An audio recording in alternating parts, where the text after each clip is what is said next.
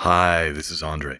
I want to talk about using a MIDI Retrigger command and glitching an overdub so that the end of the overdub appears in a completely different part of the loop than you started in. Huh? Stay tuned. Thank you very much to Stephen Clements for commissioning this one. Before we get into fancy MIDI stuff, let's do a very quick review of Retrigger from the front panel. I have a loop here that I built up off camera.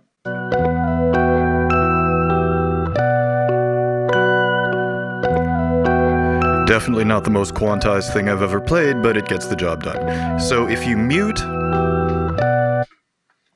and then press the insert button while you are muted,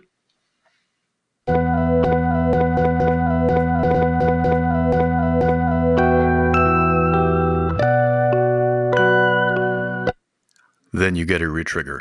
Now, if you press it and then don't do anything else, it will play through the entire loop length once, like it just did, and then it will go back to being muted. If you retrigger with the insert button and then press undo while the loop is playing, then you will keep playing over and over again. You will basically get out of the one-shot retrigger mute mode. So let me demonstrate that.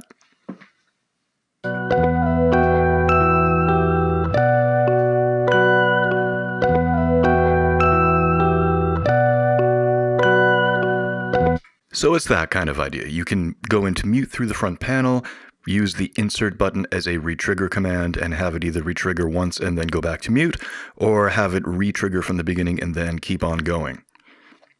Now, when we're talking about retriggering the loop, we should also talk about the start point of a loop. If you retrigger the loop either from the front panel or through MIDI, however you retrigger a loop, you are replaying the loop from the start point. As it's set up right now, this loop has a very particular downbeat when it hits the E minor arpeggio. So let me play that again.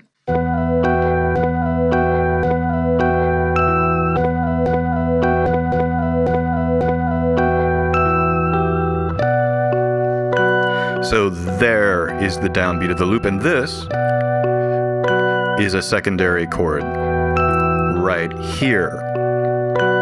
Let's say that I want that secondary chord to be the start point of the loop, so that when I re-trigger the loop, it's going to start from that point. What we're going to do is reset the start point by using the start point function. Makes a lot of sense. You access that by going down to the bottom parameter row,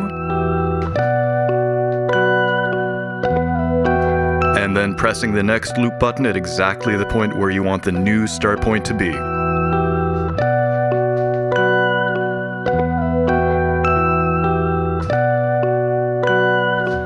And now, that's the new start point.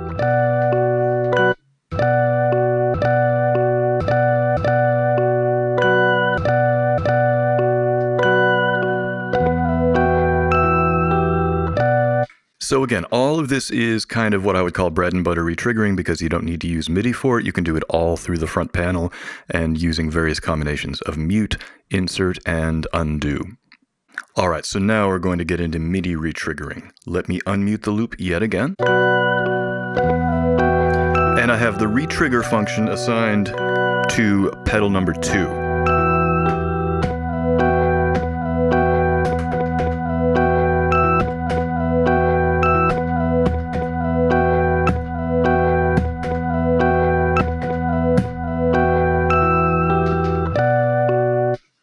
The biggest difference you'll notice doing it through MIDI rather than doing it through the front panel is that you don't have to mute first. So you can have the loop playing along and immediately retrigger it without having to go into mute first in order to access the alternate functionality of the insert button.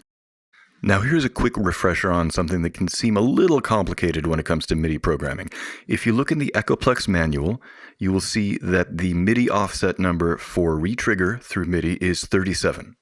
Now, that doesn't mean that you program MIDI note 37 on your MIDI controller. It means you're going to take 37 and then you are going to add it to the control number. The control number is on the second parameter row from the top under the multiply column. and that determines your beginning control number.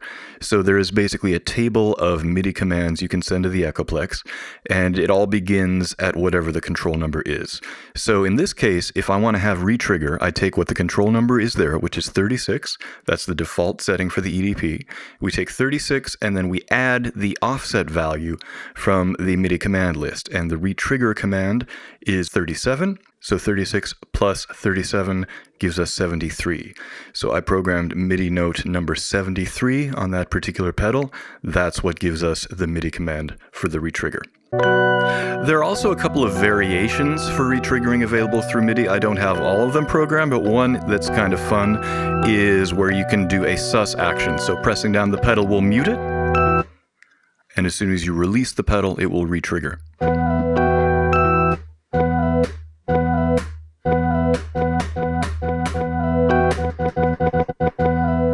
So now let's talk about overdub glitching. You can actually use the retrigger function while overdub is still active. So now I'm going to overdub some stuff, and I'm going to hit retrigger in the middle of each overdub.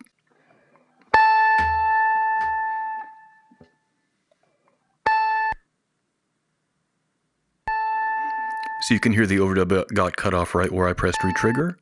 And then now if we retrigger the loop from the beginning, you can hear we've got the tail end of that overdub. So I'm going to do this a little more. I'm going to overdub various notes, and at some point while the notes are sustaining, I'm going to press the retrigger button, which is going to immediately move the loop back to the start point. But because overdub is open, it's going to keep overdubbing. It's just going to put the end of that overdub in a different place.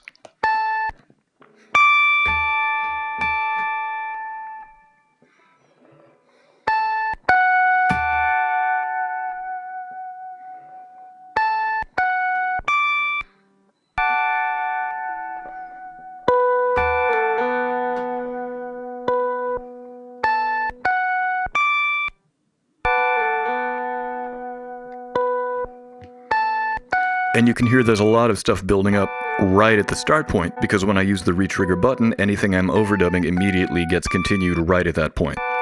So if I keep stomping on the retrigger button, we're going to build up a lot of stuff very quickly at the very beginning of the loop.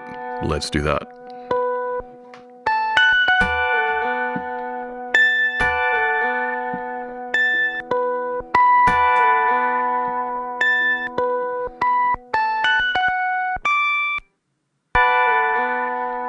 And if I know that I want to have a lot of stuff build up at the beginning, what I can also do is play the note, start playing the note at exactly the same time that I press the retrigger button. Let's try that.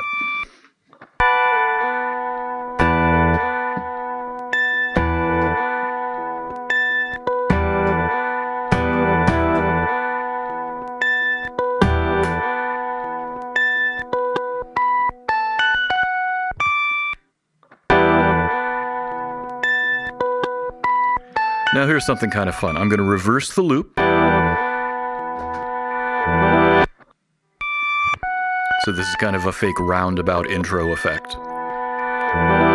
What that also means is that now if I do the overdub retrigger glitch thing while the loop is reversed, we're going to be building up layers that are going in the opposite direction. So they're starting from the same point in the loop, but since the loop is playing backwards, those overdubs are going to be tracked in the opposite direction. Let me shut up and play.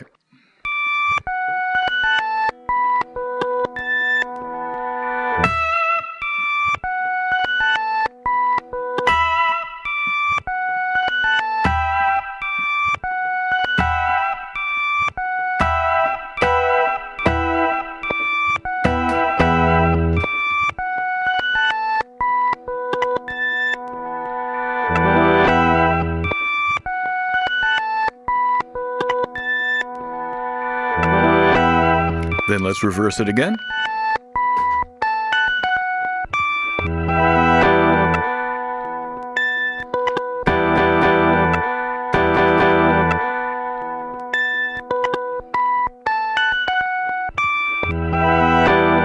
And reverse it one more time to compare the difference.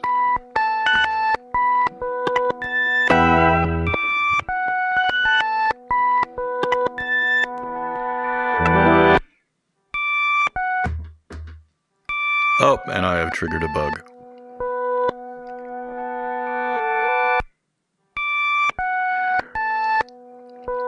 So occasionally, if you send a lot of these kinds of MIDI commands to the EDP in rapid succession, it will go into a bit of a bug where it will start going through layers of memory like this. So basically we have to wait and let the EDP do its thing.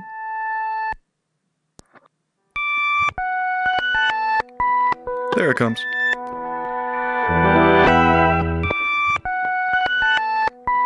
We're pretty much back to normal now.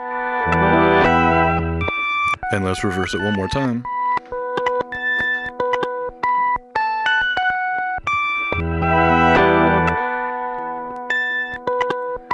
That kind of idea. So, direct MIDI retriggering and glitching an overdub in the midst of a retrigger. Thank you very much to Stephen Clements for commissioning this one. Thank you for tuning in as always. I will talk to you guys later.